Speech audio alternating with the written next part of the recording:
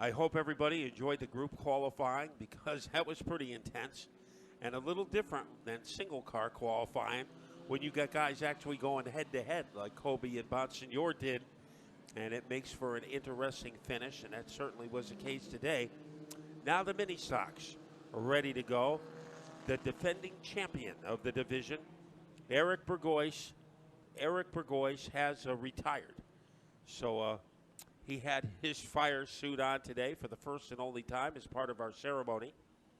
And now we are getting ready for action. Jared Roy and Doug Curry making up the front row. So, Pete, this should be 15 laps of fireworks. Pace car is off, and they make their way out of turn number 4. And Bobby puts the green flag in the air. They are underway. The jump is Jared Roy, who started on the outside and will lead them down into turn 1. And trying to make a move on the inside is Doug Curry. Mahalski is in the neighborhood in car number 44. Then the 19 off to a great start. But as they blowtorch their way off of the corner, it is going to be your first lap leader is Roy. And I made a mistake. That is a 79, and that's Dave Trudeau Jr. in contention. Curry looks to the bottom. He's hugging the bottom of the racetrack through the first and second turn, right up to the left rear quarter panel of Roy. But the caution flag comes out. We've got a spin in turn 4, and that will negate that battle for the lead. So the yellow comes out quickly before a lap can be put on the board, or one lap put on the board, with Jared Roy out in front. So it's Dave Trudeau heading onto pit road, and this has not been a great weekend for him. Had headaches yesterday. I think he ran out of Excedrin because he has more headaches today. And there is Evan Burgoyce, car number 78. Before becoming a mini stock driver, he had a lot of success running on the Wild Thing kart program at Stafford. Won a lot of races, even though he was a part-time competitor. As Eric said, he is the best driver of the family. Evan, not referring to himself. Our contingency sponsors for the mini stocks, Northeast Race Cars and Parts, which will be giving a $25 product certificate to a random draw, and also a $25 certificate to the race winner, and Obasted, a $50 prize to the race winner. And, of course, this winner will be awarded pizza and beer in our Raceway restaurant after the race. When you go up there to celebrate with the pizza and beer, the winners can show off the beautiful icebreaker trophies that are being awarded down there in Victory Lane. They look like a big block of ice, which is perfect. And each one of our winners this weekend are going to be taking those home. Well, I remember, isn't a slang for ice diamonds? Well, could be. So that is a very special trophy that our winners will be awarded today. The best appearing trophies look pretty good, and the winner of that best appearing distinction in the mini stocks was Doug Curry.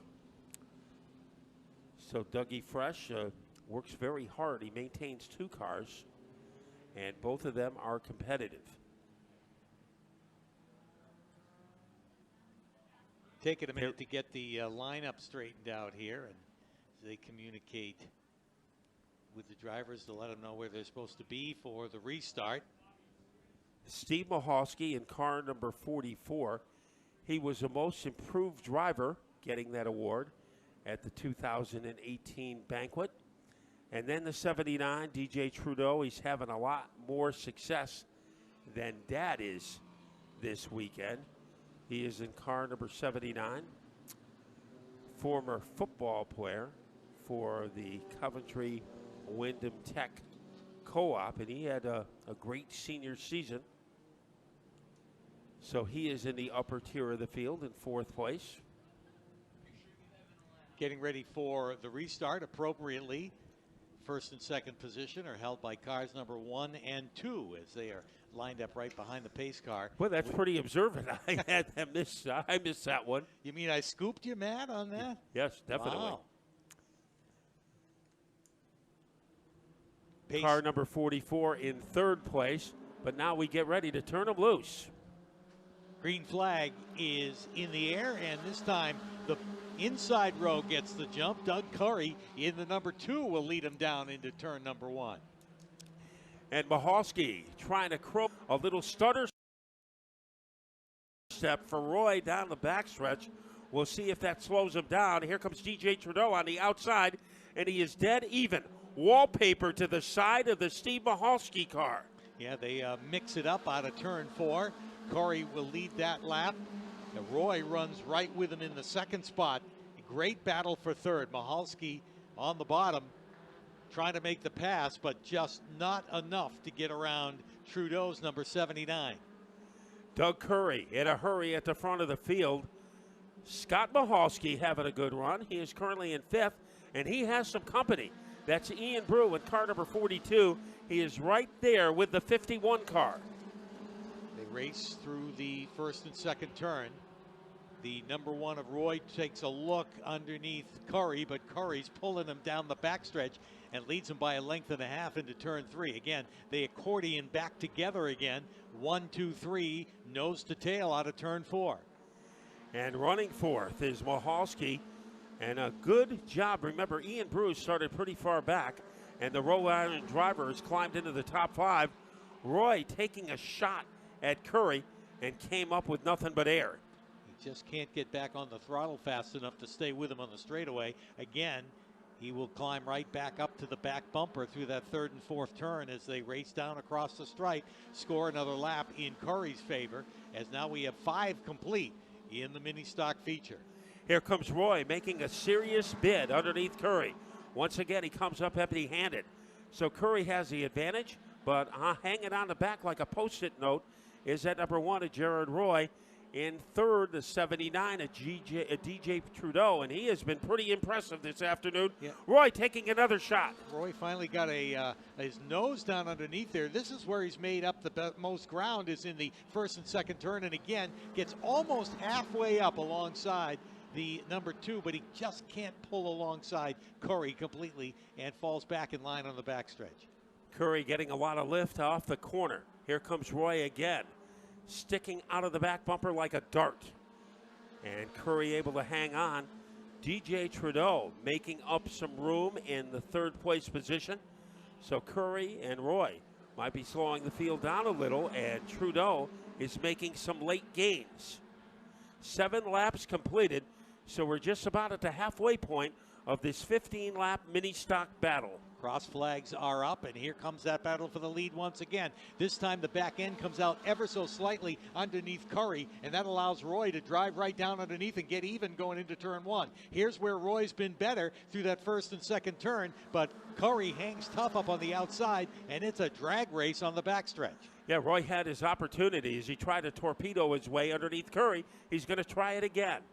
As they jitterbug their way off of turn number 4, the driver with the most bounce in his step continues to be Curry, as Roy has tried everything except siphoning the fuel out of the tank, and nothing has worked. Yeah, he's throwing everything at it. This time he follows Curry through the first and second turn. Rather than try and stick the nose down underneath, he's a half a length behind going into turn 3, but quickly makes that up. This time right into the back bumper of Curry. Gives him a little wiggle, and they race down the front stretch. Curry again able to pull him on the straightaway. Boy, he left his footprints in the back bumper of the Curry car, but couldn't get by him. And DJ Trudeau is not giving up. He is third, trying to narrow the gap between himself and Roy. Steve Mahalski 4th, Ian Brew is 5th, and Scott Mahalski 6th. But the battle is up at the front. Let's see what Roy does this time.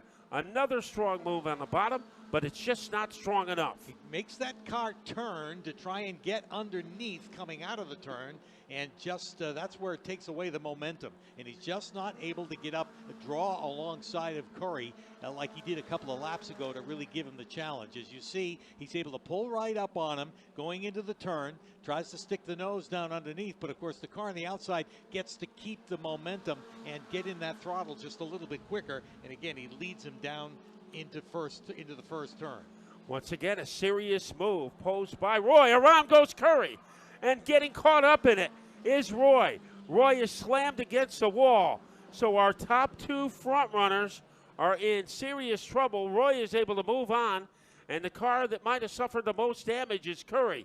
He went around. There was nowhere for Roy to go except into the wall. And the top two become the bottom two.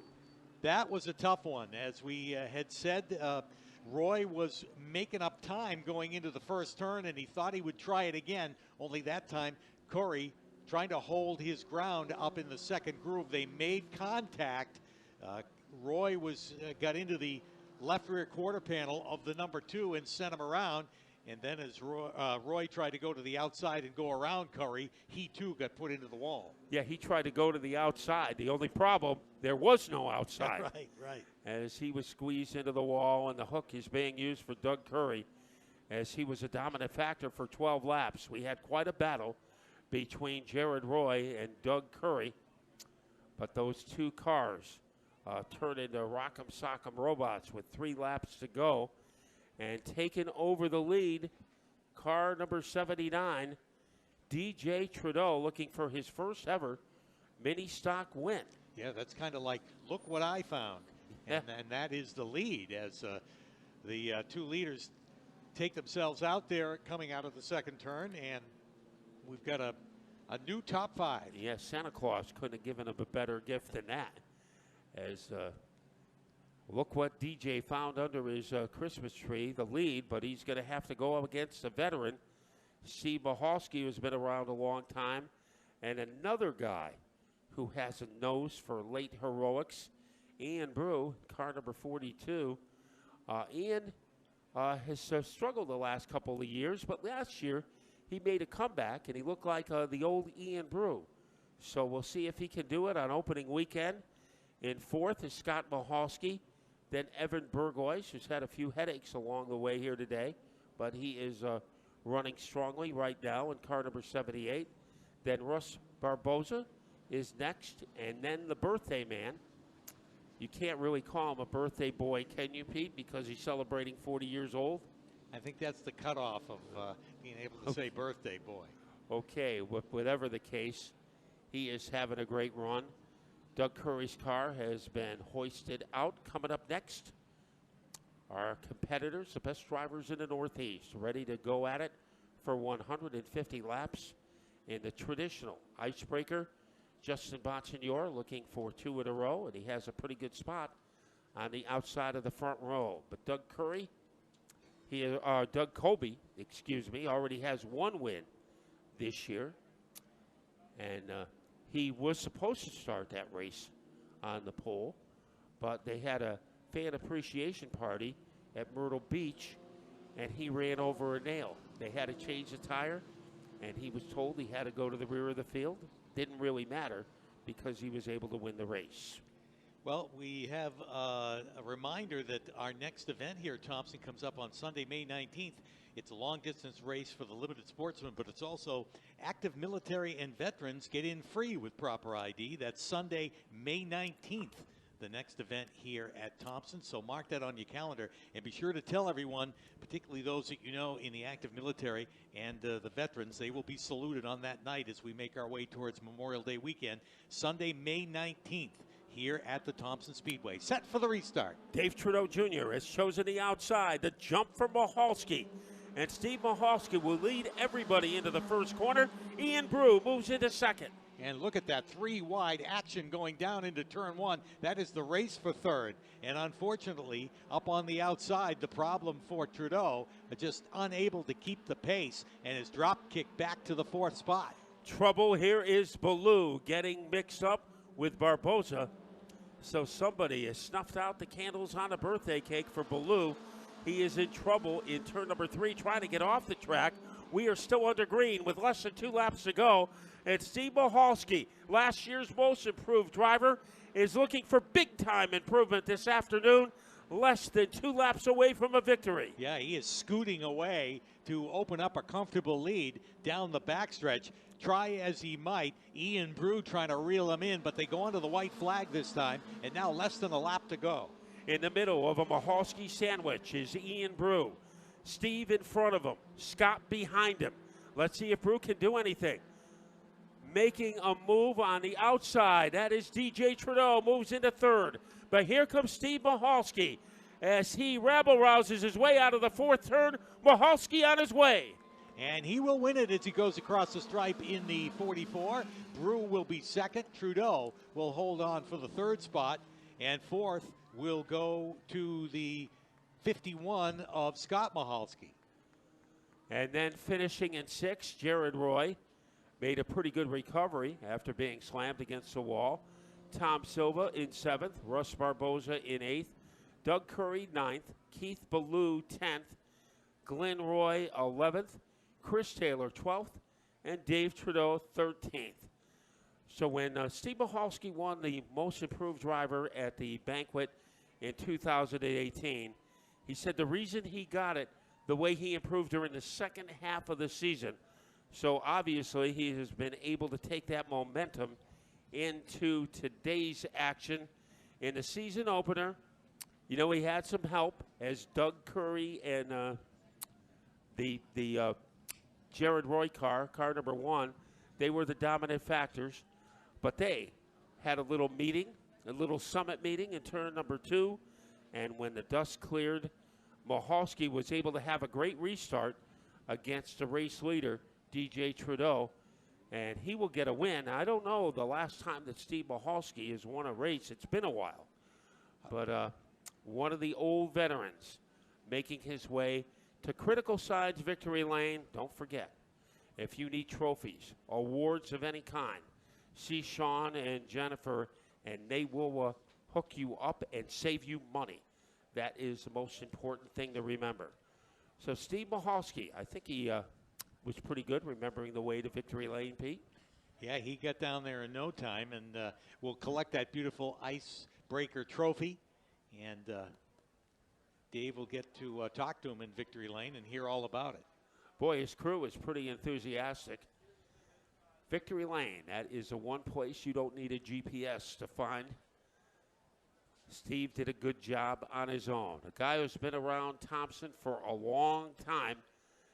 And icebreaker success today. Maybe he wasn't the fastest car at the start of the race, but he did a great job on the restart. He is ready to vault his way out of the car. Your icebreaker mini stock winner, Steve Mahalski, getting ready to talk to Dave Barabal. And we're down here in Victory Lane with our winner in Critical Science Victory Lane, Steve Mahalski. And Steve, opening day, a win at the icebreaker, last year's Most Improved Driver. What does it mean to you? It's awesome. Awesome, Mark, Suzanne, everyone on the car, my family, everyone that supports me. You know, we just do little changes here and there, try to keep it out of the wall, and, you know, it improves every week. Well, you were able to play the waiting game and get a good break there, but you also had a challenge from Ian Brew in late. Yeah, the car was real free at the beginning. I wasn't sure it was actually going to come in, but it did. So, and Doug was fast. I figured Doug was going to walk away with it, but a little accident there and put me up front to go for the win. And great tuning on the car, and it goes. Some people behind the 44 you want to thank for getting you here today. Yeah, I'll have to look at the car. Pete's Oil and Tire, dual temp insulation, API. It's Jeff's Graphics, which is now Outlaw Graphics. Ken's Auto, and anyone else I missed, I'm sorry. It's an exciting moment. And guys, you have a very happy winner here in Victory Lane, Steve Mahalski.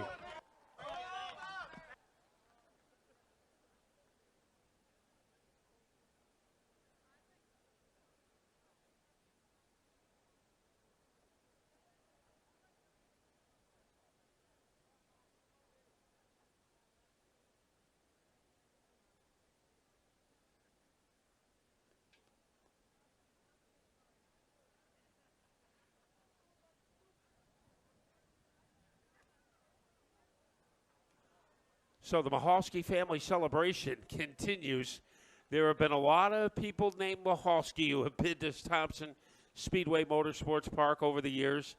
And you see a lot of people are wishing Steve congratulations because I wouldn't say a cagey veteran, but he knew enough to keep his car in one piece, and he had some velo when he needed it the most.